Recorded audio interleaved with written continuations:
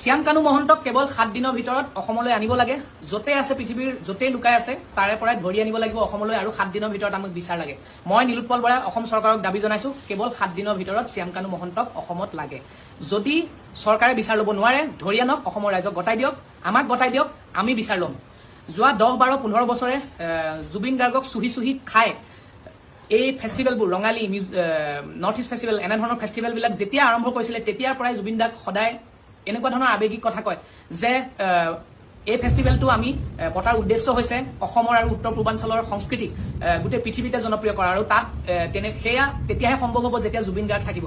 তেনেকৈ জুবিন দাক তেল মাৰি মাৰি জুবিন দাক ভৰিত ধৰি জুবিন দাৰ সহায় বিচাৰি সেই সৰল মানুহজনক শুহি খাই শেষত গৈ মাৰি পেলালে। আৰু যিমান দিন জুবিন গাৰ্গে শ্যাম কানু মহন্তৰ প্ৰগ্ৰেমত গান গাইছে আজিলৈকে জুবিন গাৰ্গে 1 টকাও পোৱা নাই, 1 টকাও মাননি পোৱা নাই, কেৱল খৰচ চাগে দিয়ে। কিন্তু প্ৰথম এবাৰ দুবাৰ মোৰ পুৰা মনত আছে জুবিন দাই মোক নিজে এদিন কৈছিল যে শ্যাম কানু মহন্তৰ অনুষ্ঠানত তেওঁ নিজে গোটেই টিমটোক টিকেট কাটি লৈ গৈছিল দিল্লীলৈ।